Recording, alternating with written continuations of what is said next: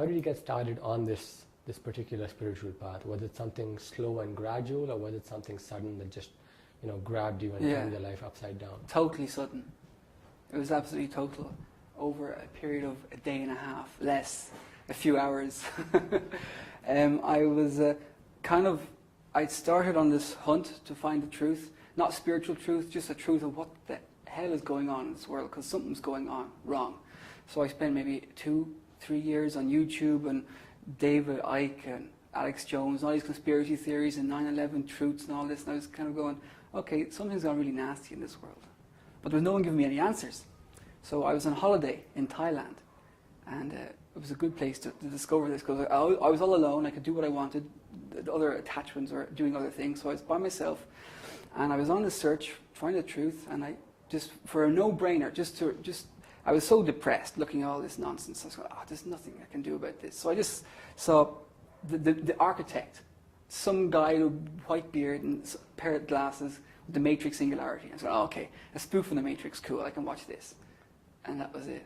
It was Babaji sitting here going, it's messed up, there's something gone wrong, we know why it's gone wrong, and this is the answer. It's like, from then on, I couldn't watch enough. I just watched that video, the next video, went on the website, and the next video.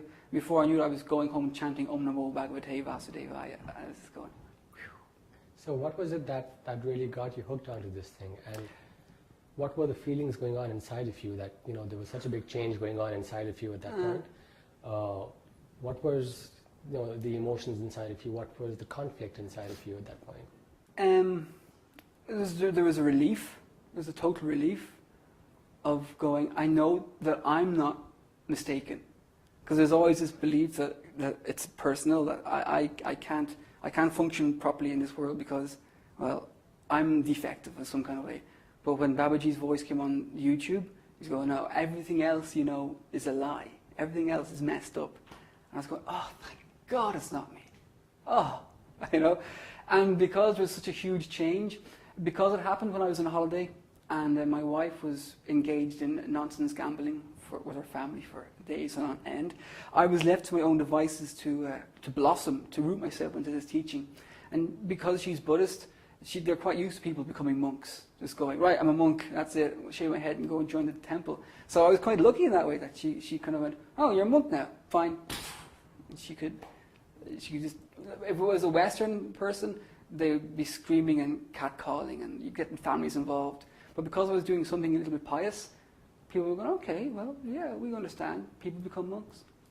And I remember one moment, maybe it was about 3 or 4 days into the teaching, and I was asleep in the room, and she came in about 6 o'clock in the morning after winning or losing money, who knows. I remember waking up and going, ja! But then everything crumbled. All the walls fell in. I was going, you're back. And then the knowledge that I accumulated just kicked in, going, it's not your wife, you're not this body, you're a spirit soul, all this is an illusion, you're in a prison cell because you've done something bad. And that was just like, that was a serious moment in my life. I realized, oh, this is real. This is for the long haul. This isn't just some kind of passing fad that you put a poster on your wall and take it down the next week. This was like, I remember waking up in innocence going, I was going, oh. And I was kind of like really annoyed that I had found the path. Like now I had to do something about it. Now I had to do something, and I was like, oh, this is going to be such a struggle. So on that note, like that's what I wanted to talk about next. That one aspect of the spiritual awakening is the sense of relief that there's that there's significance in our lives and our existence on this planet, a certain direction and purpose to our lives. Yeah. And that gives us relief and it's tremendously empowering. But on the other hand, you mentioned there are all these changes we have to make and do something about it. Yeah. And then it comes to facing up to these challenges and approaching these problems with integrity and courage. Yes. So in your case, what were these difficulties that you had to deal with and struggle against? And how did you deal with them? Wow, yeah. It's a wonderful path, but there's so much baggage pulling out of you, that you really have to slash and just rip and burn.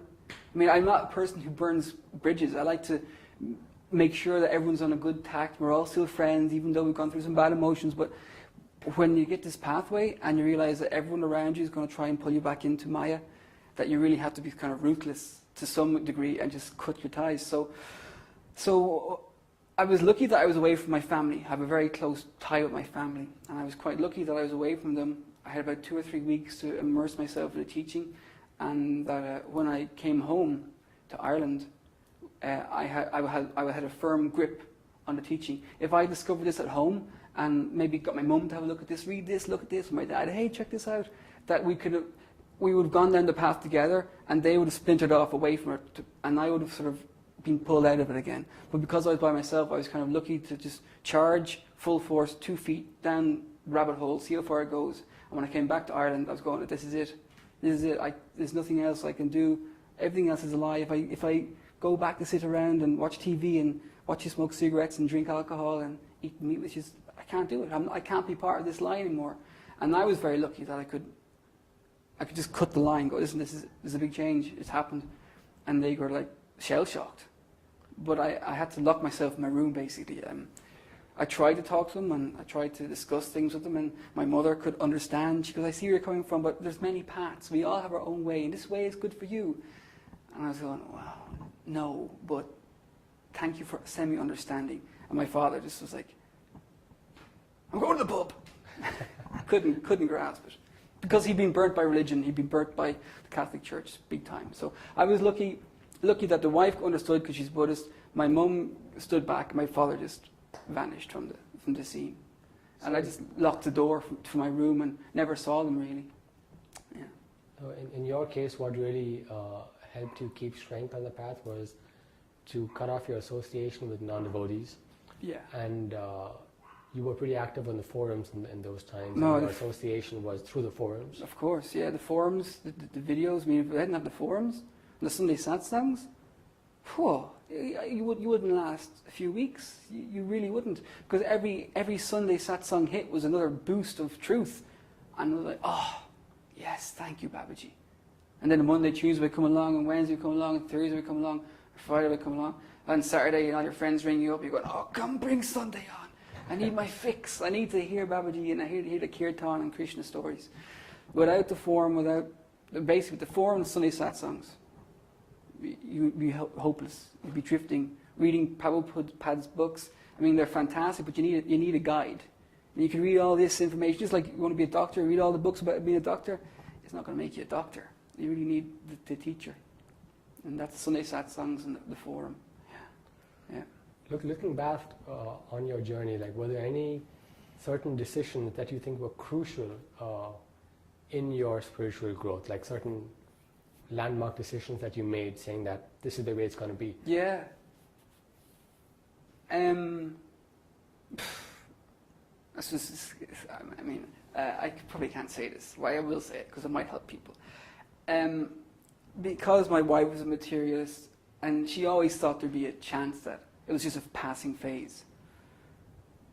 And we were sharing an apartment at the time in Thailand, and she'd come in and, you'd cuddle and kiss. But I wouldn't cuddle and kiss because I couldn't, because it would just like butter and fire. You just melt. So I had to just sleep out of the bed just to get away. She'd be in floods of tears. There was days, and she was crying, and her mother was there looking at me, and everyone was looking at me going, what have you done to my daughter? I go, I can't do this. Basically, within a few weeks, I knew I was going to be a monk. I knew I had to cut this line off. So by detaching myself from the wife was the hardest and the best move I could have made. And looking back on that period in your life, the difference that you felt in your life before and after you made this firm decision, was there a noticeable difference in the space that you got to grow as a devotee? Oh, yeah. Because if you don't cut it off, you just become dragged around with the lead. You become the taxi driver, bring it to the shops, or even with friends. I mean, I remember preaching to friends, but I wasn't preaching. I thought I was preaching. I was just slashing them. I was basically going, everything you have is nonsense. And you've been speaking nonsense in the past, how long I saw you. I spoke nonsense. So I just basically got all my friends, lined up on the wall and shot them all. So they didn't want to know me anymore. And they don't. I mean, as soon as I did that, I don't get any more emails, no more correspondence. You might get some nonsense, somebody's doing this. But by being that almost careless with your past association, that it opens a whole avenue of so much more time that you can dedicate to reading, to learning. Yeah, without doing that, you're going to be pulled this way and that way. Yeah. Do you think if you could go back now and do this whole path again, knowing where you would end up here today at the ashram, were there things that you would have done differently, more carefully or more carelessly or quicker or slower than you did before?